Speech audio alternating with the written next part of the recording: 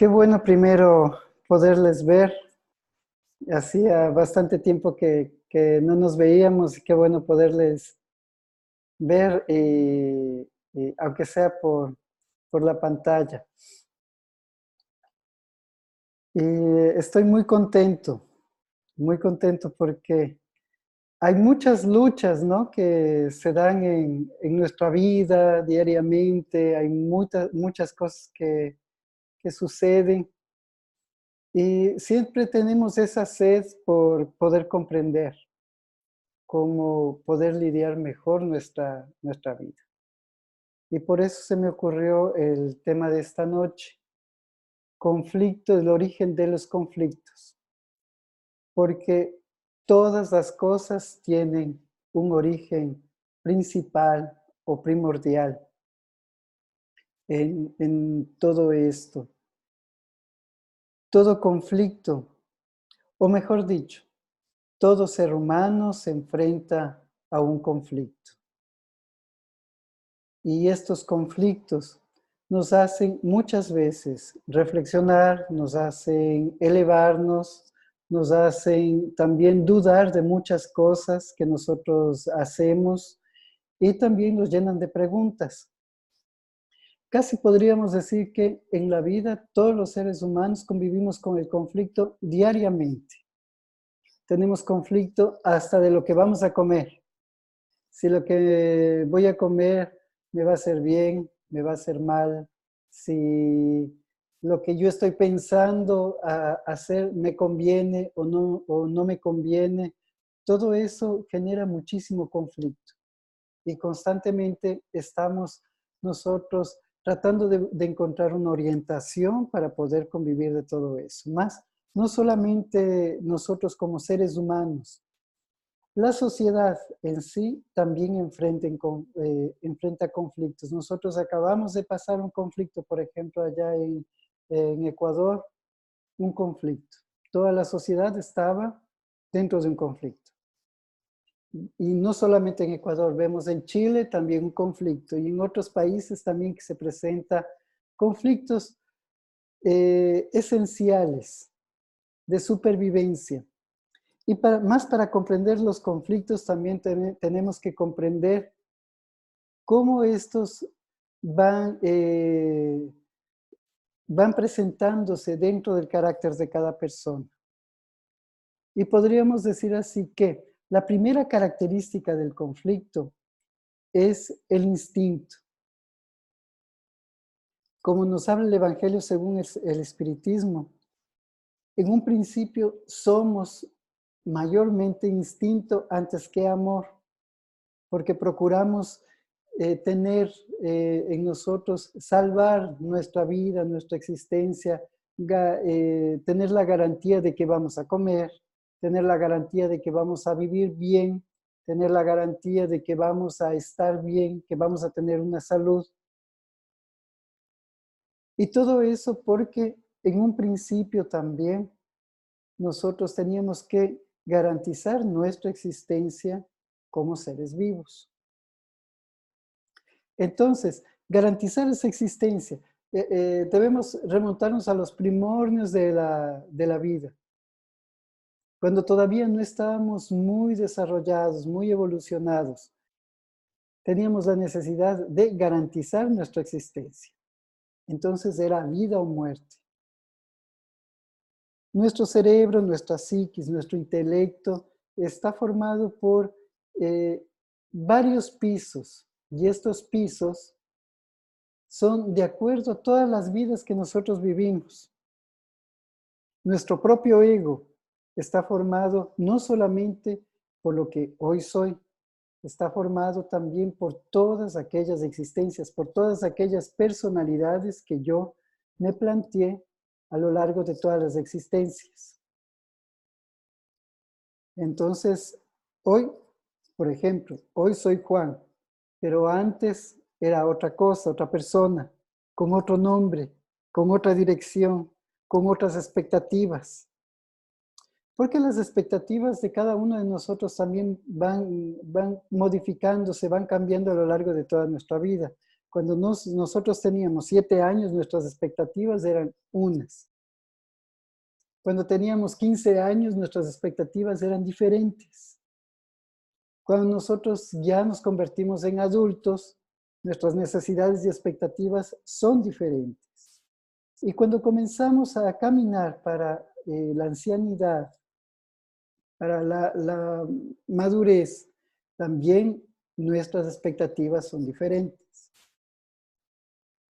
Y eso se ve muy fácilmente. Si nosotros le entregamos algo, o solamente en cuanto a esta charla, si una persona escucha esta charla y tiene una diferente edad, entonces va a ver que lo que comprendió va a ser diferente a lo que está pensando normalmente. Entonces, Gonzalo va a entender una cosa, Carmita va a entender otra cosa, Berito va a entender otra cosa. ¿Sí? Cada uno va a entender cosas diferentes según su momento reencarnatorio, espiritual, de acuerdo a todas esas reencarnaciones que nosotros tenemos. Entonces, el instinto, al principio, es la base fundamental con la que nosotros contamos para poder sobrevivir. Sin embargo, en esta existencia también tenemos instinto y lidiamos con el instinto. Y el instinto quiere sobreponerse a todo lo que nosotros queremos hacer, comprender y vivir.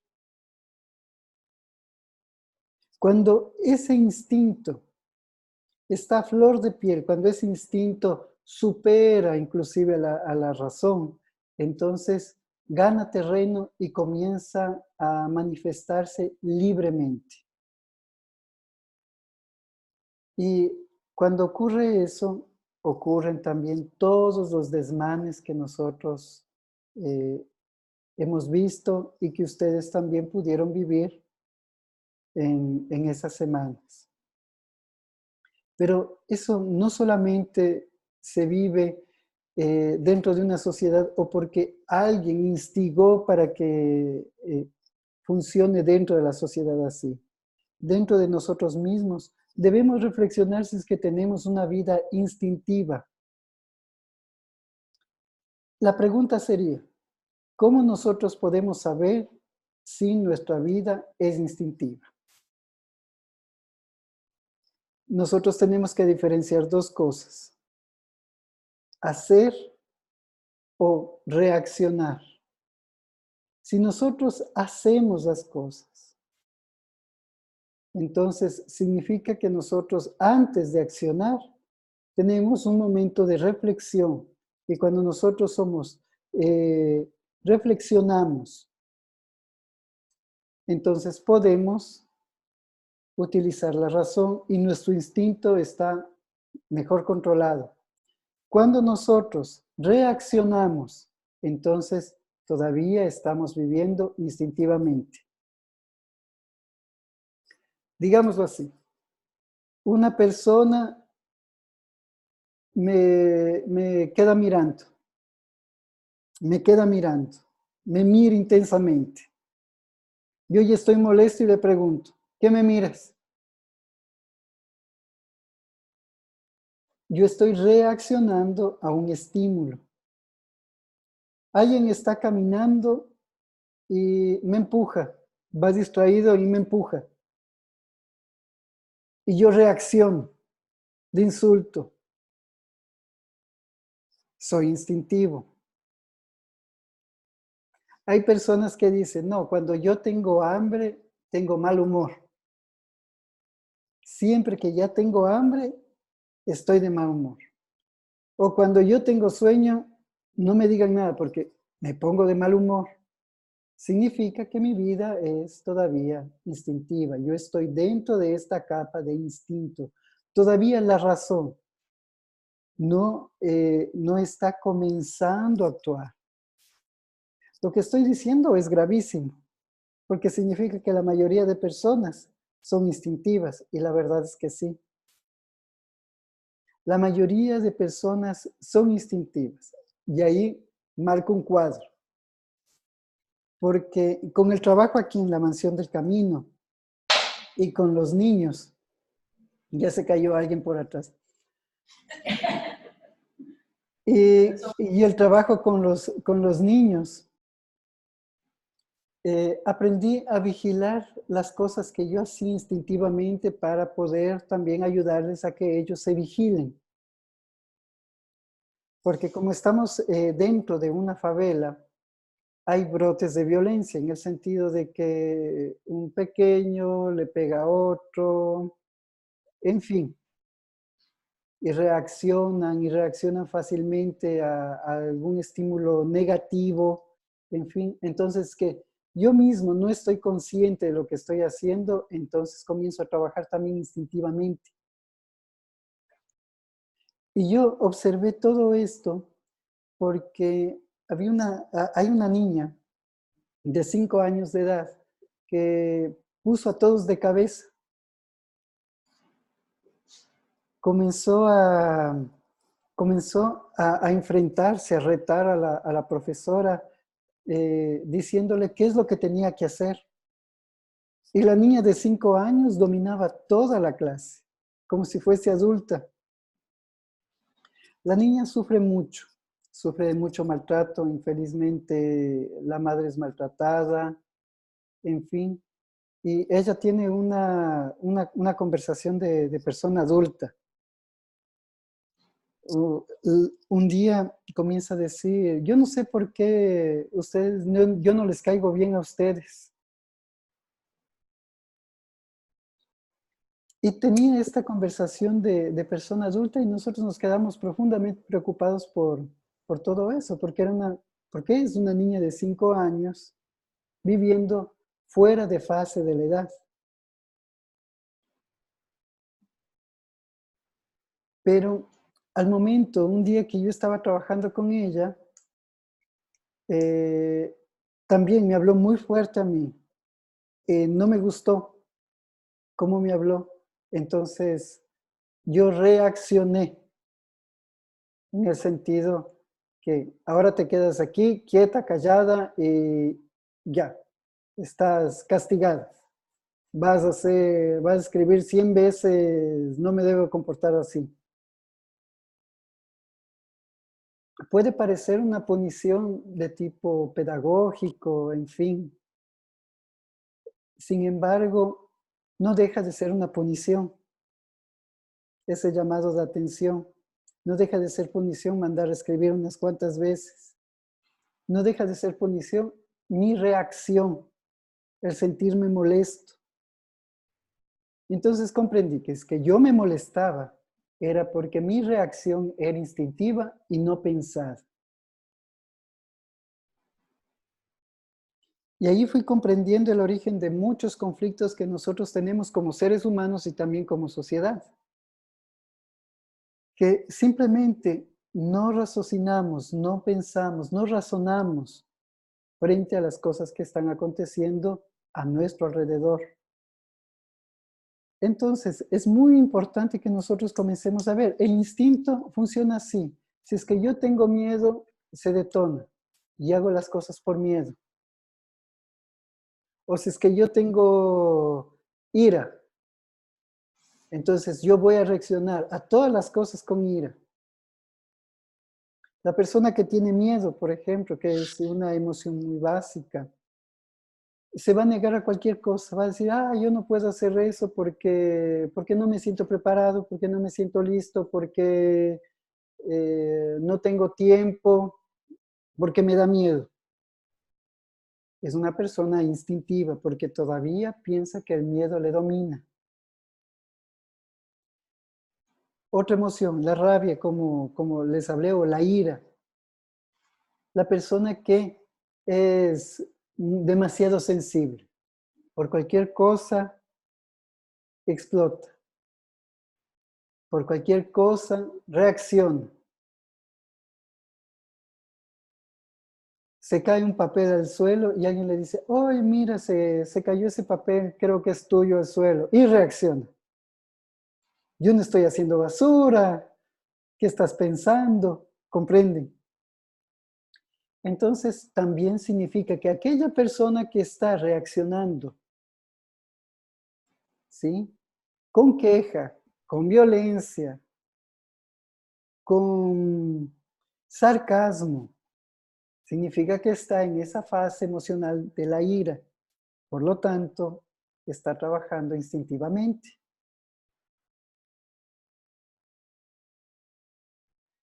De ahí tenemos el placer. Es una tercera emoción básica. De estas tres emociones, absolutamente vivimos todo en nuestra vida. El placer, en cambio, aquel que no coloca los pies en la tierra. Incluso le hablas y está distraído.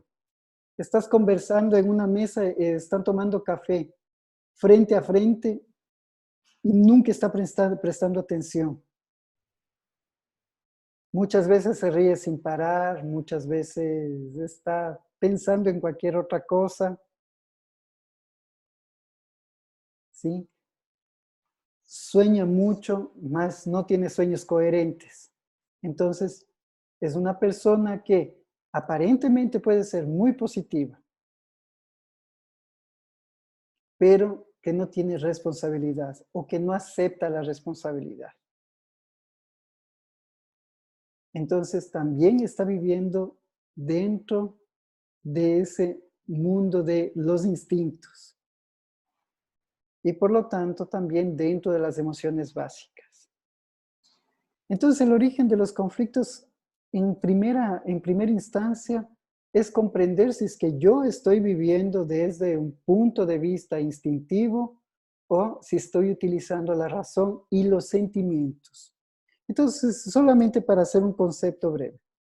Las emociones es aquello que es instintivo, por lo tanto es fisiológico. Yo lo siento, hay hormonas dentro de mí que van a hacer que eso aflore, va a facilitar esa comunicación. Porque debemos recordar que nuestro cuerpo físico es una herramienta para nuestra evolución. Entonces, cuando nuestro cuerpo físico está ligado a las emociones, tiene la capacidad de solamente concebir emociones e instintos y quedarse solamente ahí.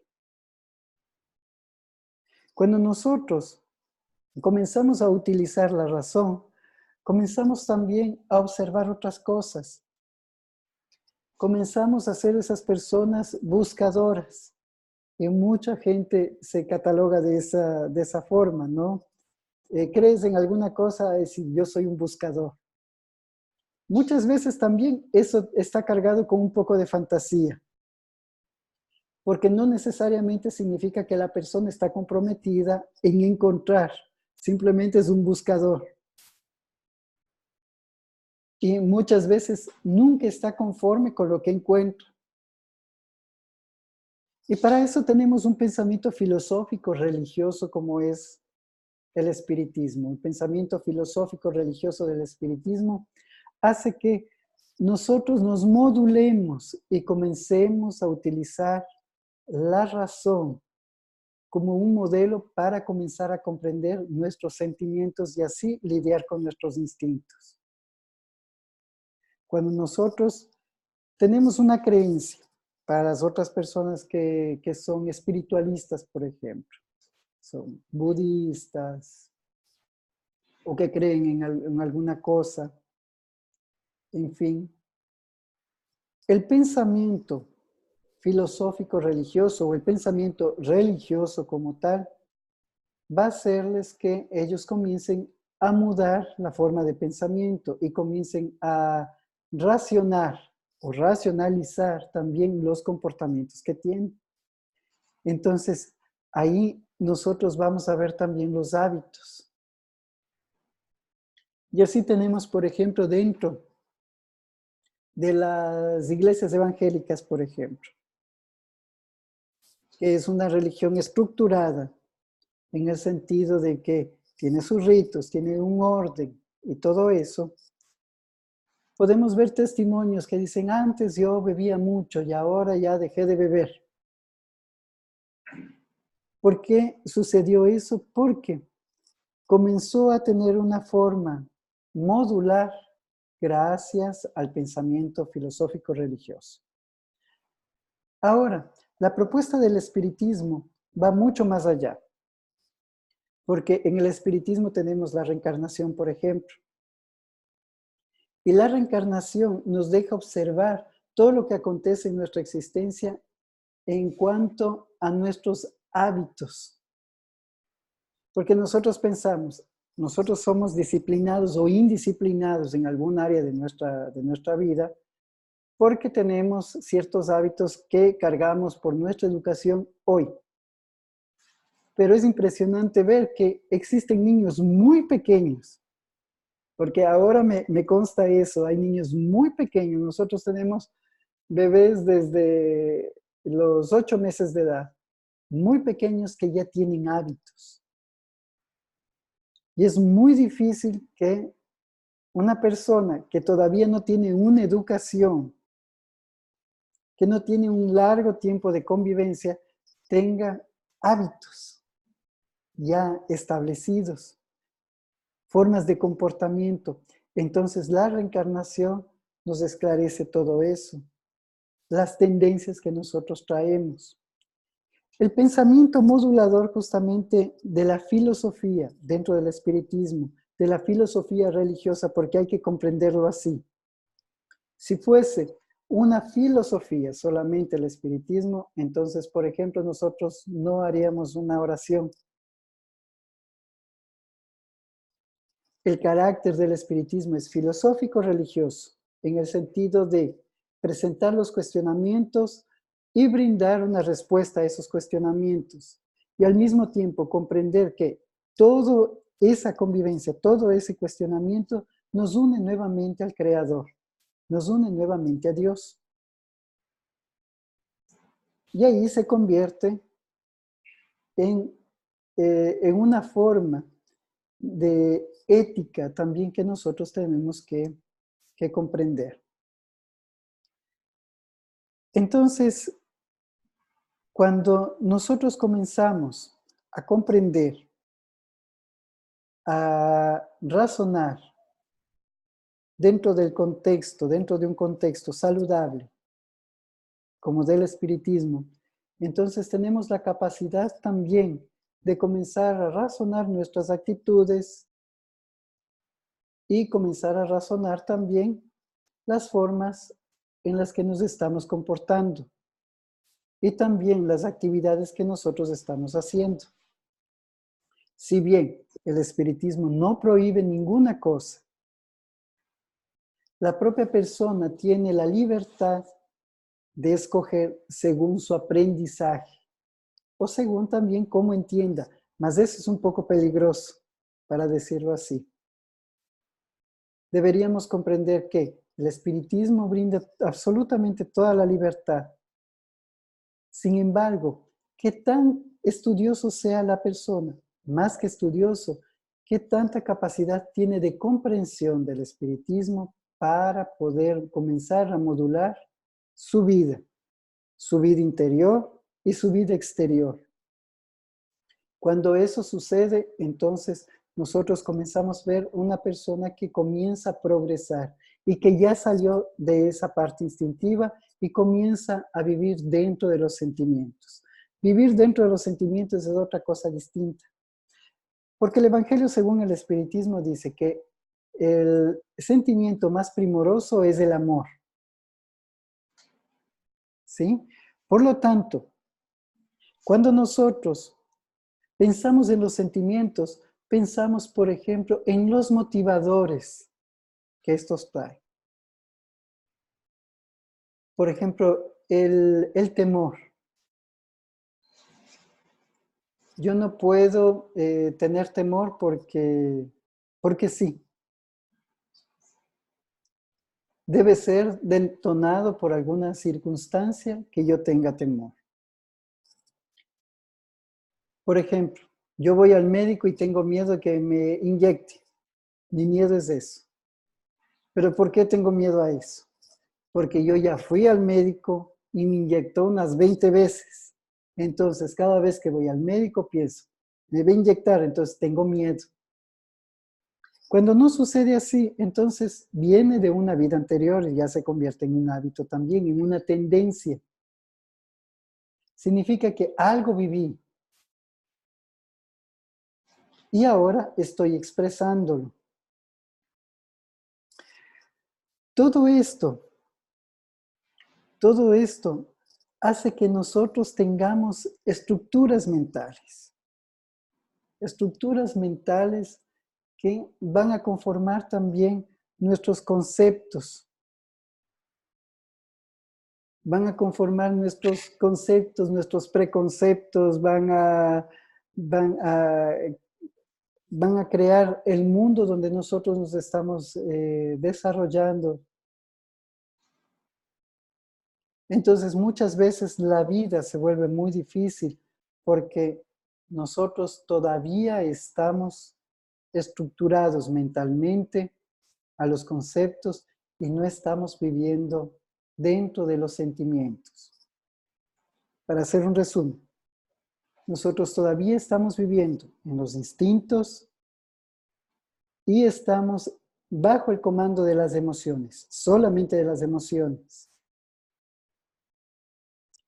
Y necesitamos dar comando, dar paso a los sentimientos para que nosotros podamos expresarnos mejor con los demás. Lo mismo pasa con el amor o con el odio, solamente como un ejemplo. Ninguno de nosotros podemos salir a la calle en este momento y abrazar a una persona y decir te amo. A la persona que van a abrazar va a sentirse extraña porque no va a saber por qué. Y va a pensar, este loquito, ¿de dónde salió? Tampoco podemos salir a la calle y decir, te odio, y darle un golpe a una persona, porque también se va a asustar. ¿Comprenden? Las dos cosas ocasionan un shock, un impacto en la otra persona que va a recibir y que es desconocida. Pero son dos cosas que no podemos hacer fácilmente, porque en realidad no amamos a una persona que no tengamos convivencia. Ni odiamos a una persona que no hayamos tenido convivencia. ¿Se comprende eso? Necesitamos la convivencia tanto para amar como para odiar.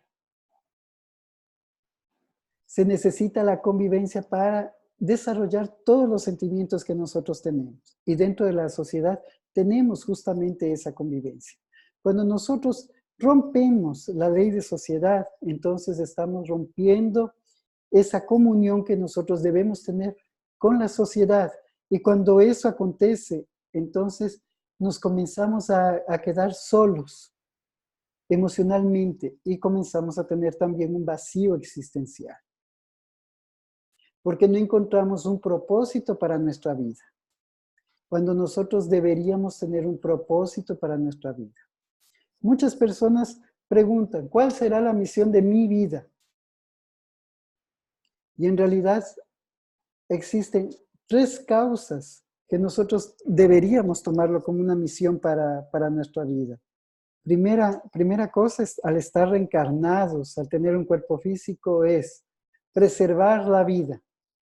Es la primera cosa que nosotros debemos tomarlo como una misión de vida. Cuando no se hace así, nosotros entramos en conflicto y naturalmente aparece el suicidio. Y en todos los países, la crisis global más grande que existe en el momento es el suicidio. Pero tenemos también una segunda misión. Educarnos. Educarnos para evolucionar. Y esa educación significa la familia, en todos los aspectos, los padres, los hijos, la sociedad.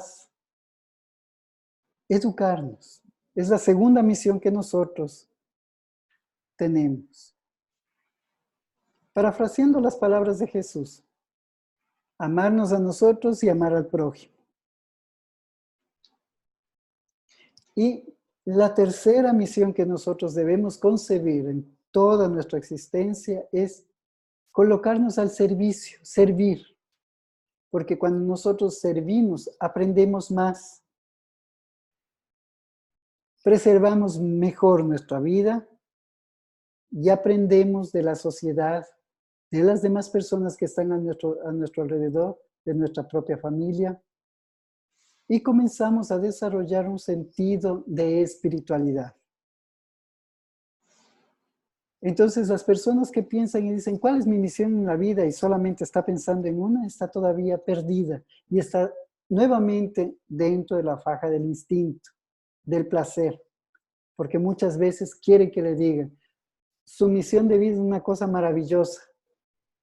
Usted va a ser una persona que ilumine todo el mundo, todo el planeta. Entonces es muy agradable de escuchar todo eso. Sin embargo, no es realista. Todos nosotros, hasta la persona más calificada, el mismo Divaldo, hace estos 3 procesos. Y él mismo me ayudó a comprender todo eso porque conseguí investigar la vida de él. ¿Cómo es? ¿Sí? Entonces, él se ama a sí mismo, por eso su comportamiento es bueno, es disciplinado, convive con la sociedad. Naturalmente, esta es una comunidad de 400,000 personas. Y cuando vamos a la calle es fotos todo el tiempo, todo el mundo le conoce, en fin. Entonces sabe cómo dirigirse a los demás. Pero también el servicio que él brinda a toda la comunidad. No solamente del barrio, sino que mundialmente en realidad, porque salimos en los viajes y él hace cosas fantásticas. Las conferencias, los libros, en fin. Entonces vemos ese propósito en él y vemos cómo el cumplir esas 3 misiones le ayuda a crecer todavía más. Y todo esto nos lleva a que el origen de los conflictos, aparte de ser instintivos, es porque nos hace falta ética. Más la ética muchas veces es muy difícil de llevarla a cabo, porque la ética quiere decir que nosotros debemos tener una conducta civil con la sociedad y con las personas, que eso está muy bien. Ahora, para el espírita va todavía un poco más allá. La ética divina está dividida también en 3 partes: amor, tolerancia y trabajo. Cuando nosotros comenzamos a comprender la ética espírita, comenzamos también a entender a Jesús, porque Jesús tiene esa ética. Es amor, con todo se expresaba con amor. Es tolerante, por eso tiene la capacidad de convivir con todas las personas. Equivocadas, no equivocadas, santas, no santas, con preconcepto, sin preconcepto.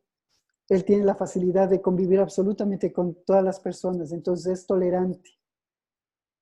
Y es un profundo trabajador porque en ningún momento para. Y es así que dice que mi padre nunca ha dejado de trabajar. Entonces, vemos estos 3 principios que debería ser nuestra ética. Si nosotros amamos, entonces no vamos a robar. Si nosotros amamos, vamos a respetar al prójimo. Si nosotros amamos, vamos a tratar bien a la otra persona, porque nosotros amamos. No es importante que la otra persona ame. Yo amo y yo me amo. Y como yo me amo, entonces vigilo mi comportamiento. Porque es mucho más fácil lidiar con mis conflictos si yo no tengo sentido de culpa. ¿Se comprende lo que quiero decir? Cuando yo no tengo sentido de culpa, es mucho más fácil lidiar con todo. Cuando yo siento amor por mí y por el prójimo, es mucho más fácil todo. Cuando comprendo eso y paso para el punto de la tolerancia, si yo tolero en el sentido de que no todas las personas están en la capacidad de comprenderme, no porque sea perfecto, perfecta, sino porque cada uno de nosotros tiene un momento dentro de su psiquis para poder comprender muchas situaciones en su existencia. Si yo comprendo eso, entonces comienzo a aceptar las ideas, los pensamientos, los conflictos de la otra persona y estoy haciéndolo todo con tolerancia. Si comprendo la tolerancia, entonces yo voy a tolerar a esa persona difícil dentro de mi casa, fuera de mi casa. Y tenemos el trabajo constante, que no solamente está encaminado al trabajo remunerado que nosotros podemos tener, sino al trabajo en nuestra propia espiritualidad, en nuestra vida diaria, para mejorarnos. Y ese trabajo únicamente se puede realizar si comenzamos a trabajar en los dos puntos primeros, en amarnos, amar, tolerarnos, tolerar.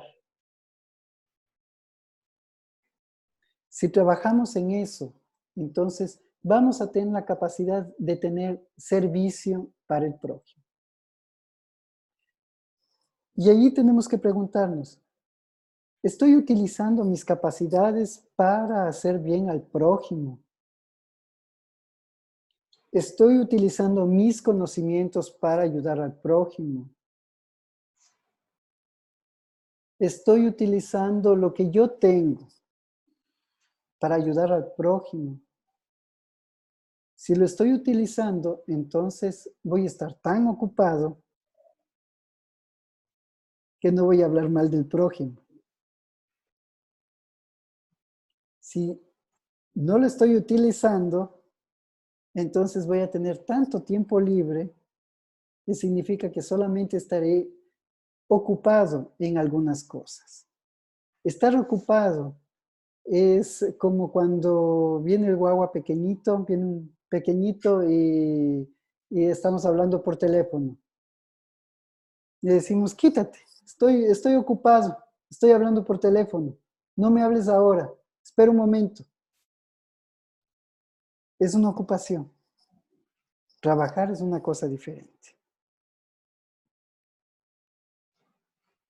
Trabajar significa que nosotros vamos a utilizar nuestras capacidades para poder brindar algo bueno y diferente a las demás personas.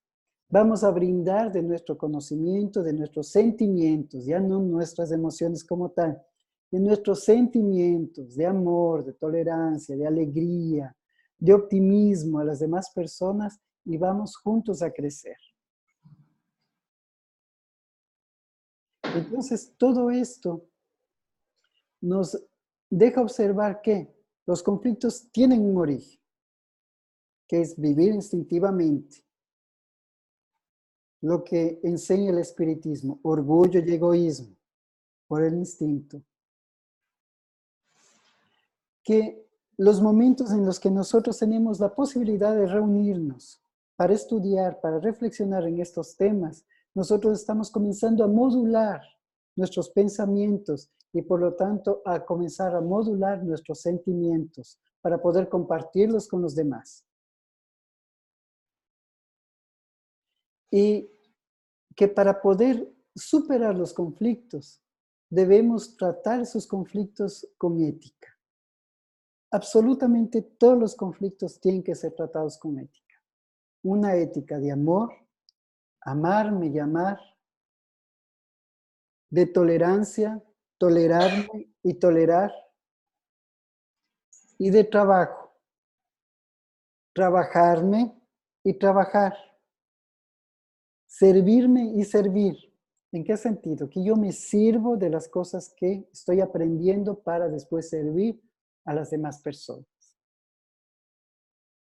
Sin eso la sociedad no puede superarse. Sin eso nosotros como espíritas no podemos superarnos.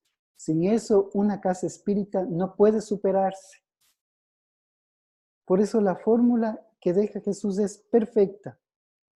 La fórmula que la condensa todavía más pequeñita, Kardec, es perfecta. Fuera de la caridad no existe salvación. ¿Qué es todo eso? Amor, tolerancia y trabajo. ¿Sí? El sonido y la imagen está muy bien. No se ha parado todavía el video porque yo vi que cuando iniciamos que era solamente de 40 minutos, pero parece que es solamente para cuando están conectadas muchas personas. Si tienen alguna pregunta, pueden hacerlo ahora.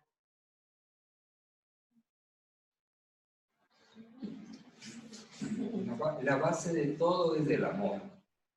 El comienzo con el amor ya va dando el paso a tolerar a los demás y Sí. amarles a los demás. Pero como usted decía que en realidad hay que convivir y en la convivencia está la ayuda mutua. ¿Cuál es la pregunta?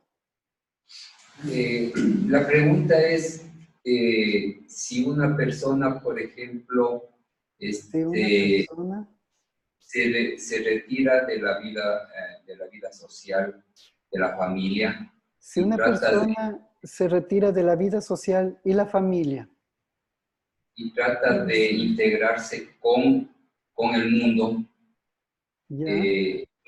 logra amar a personas desconocidas que no tengan ninguna relación. Ahí, bueno, la pregunta es interesante. Cuando una persona se aparta de su propia familia, sale del núcleo familiar para amar a las personas del mundo, ¿sí? Y se adapta de tal forma que consigue amar a esas personas que no son familia sanguínea. Es esa la pregunta, ¿sí? Sin conocerles, sí. Sin conocerles. Ok. Bueno, para todo se necesita convivencia. En el libro de los espíritus nos habla que el amor tiene ciertas características. Puede haber familias que no necesariamente permanezcan juntas a causa porque aquellos espíritus tienen intenciones diferentes o esos espíritus no comparten los mismos ideales. Y si son espíritus que no comparten los mismos ideales, entonces algún momento se van a separar. Pero también encontramos a personas que comenzamos a tener una amistad y comenzamos a amarles como si fuesen nuestra propia familia, como si fuese un hermano, una hermana, una madre, un padre, en fin. Entonces nosotros ahí podemos comprender un poco cómo actúa la reencarnación. Y en la mayoría de las veces nosotros nos reencontramos con antiguos familiares de vidas pasadas que no necesariamente hacen parte de nuestro núcleo familiar. Más la familia también significa que hay un trabajo por realizar, algo debemos aprender de esa familia. Quizás ya lo aprendimos y ahora pensamos de esa familia sin sufrimiento, pero debemos pensar en la lección que nos deja esa familia como tal. ¿Sí? ¿Alguna otra pregunta quizá? Sí, el amor es tolerancia y la tolerancia también va de la mano con el amor. Entonces, ¿hasta dónde iría la tolerancia para no caer también de soslayo en el perdón y decir perdón a 70 veces 7? Ya. La tolerancia, si va de la mano con el amor, y si es así, ¿cómo comprender bien perdonar 70 veces 7? Más o menos, acortando la pregunta. Eso La tolerancia no va acompañada por el amor. Va desarrollada por el amor. Porque el amor fluye cuando nosotros tenemos una convivencia. ¿Sí? Entonces, nosotros podemos ser tolerantes con la persona que se metió en la fila. Somos tolerantes con la persona que nos metió el carro de frente. Somos tolerantes con la persona que se tropezó de frente con nosotros porque iba mirando el celular y no prestó atención. Entonces se golpeó conmigo. Pero yo no le amo a esa persona. Soy tolerante. Respeto porque es otro ser humano. Le respeto porque tiene también conflictos como yo tengo conflictos, porque tiene problemas como yo tengo problemas. Entonces, soy tolerante en ese sentido, pero no significa que yo ame a esa persona.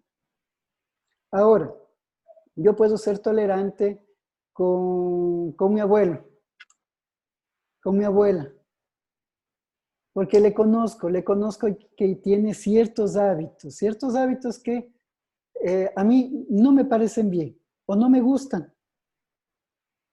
Y como no me gustan y no me parecen bien, entonces los omito dentro de mí, me deja de importar. Y digo, bueno, tiene sus hábitos, entonces sobrellevo eso. No me hago problema, tolero. Y sigo amando igual a la persona. Entonces, son dos casos diferentes de tolerancia. Ahora, perdonar 70 veces 7 en realidad es un perdón infinito. En todo caso. Y más, ¿por qué yo debo perdonar 70 veces 7? No es por una razón de tolerancia, es por una razón de autoamor. Si es que yo perdono en el sentido que tolero ciertas cosas, no significa que yo esté soportando todo el tiempo. Tengo que también marcar un espacio para decir, eso a mí no me gusta. Perdonar 70 veces significa un acto de autoamor porque cuando yo comienzo a no tomarme tan a pecho eso que me ofende, cuando yo comienzo a comprender quizá la causa de la ofensa, cuando yo comienzo a observar de otra manera la ofensa y dejo de victimizarme tanto, dejo de quedarme solamente en la ofensa, entonces yo comienzo a vivir con mayor tranquilidad. Porque nosotros no vamos a ser ofendidos una vez en la vida. Nosotros vamos a tener la posibilidad de ser ofendidos muchísimas veces en la vida.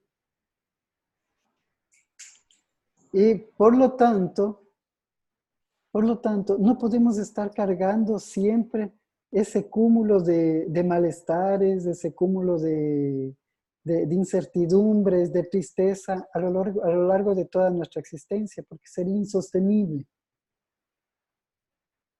Entonces, por esa razón debemos perdonar. Pero el tema del perdón es un proceso introspectivo que en otra ocasión deberíamos ampliar para poderlo comprender perfectamente. No solamente basta con decir, se debe perdonar. Sería muy fácil para decir, tienes que perdonar y punto. Sabemos que no funciona así. Pero comenzar a tener la idea del perdón, no devolver, no vivir instintivamente, que es lo que nos habla Jesús, no devolver un mal con otro mal ya es bastante. Nos enseña también el Evangelio según el Espiritismo. ¿Alguna otra pregunta, quizá? A veces es difícil aceptar que otra persona le sirva, por más que sea familiar o haya un poco de confianza. Pero uno se siente incómodo, un poco incómodo de ser servido. Uno prefiere, es más fácil servir a los demás que aceptar que alguien Sí, ¿qué pasa cuando yo no estoy acostumbrado a que me sirvan? ¿Sí? Exacto. La respuesta es simple. Todo en la vida es servicio. Nosotros nos servimos de los alimentos, nos servimos de la naturaleza, nos servimos del aire, nos servimos del sol, nos servimos del cariño de las otras personas. No solamente nos servimos de cosas materiales, nos servimos de cosas espirituales. Nos servimos de los fluidos magnéticos de los mentores espirituales. Nos servimos de nuestro espíritu guía. Nos servimos absolutamente de todo. Nos servimos de la lluvia que refresca la tierra. De todo nos servimos. Entonces, el concepto del servicio y de aceptar ese servicio está mal observado. Porque siempre nosotros somos servidos por algo o por alguien más. Entonces debemos desarrollar la gratitud. Siempre ser profundamente agradecidos por todo. Y yo también les agradezco muchísimo por habernos reunido esta noche, por poder haber conversado y por compartir nuevamente en nuestra casa y que de hoy en adelante podamos acertar un poco más de charlas, un poco más a menudo para que podamos estar juntos y así viéndoles es mucho más fácil también y me alegra el corazón también a mí. Qué bueno. Gracias. Gracias a ustedes. Una vez por semana. Se cuidan mucho, muchas gracias. Gracias. Muy bonito. ¿Te cortaste? No, todavía. Eso, chicos.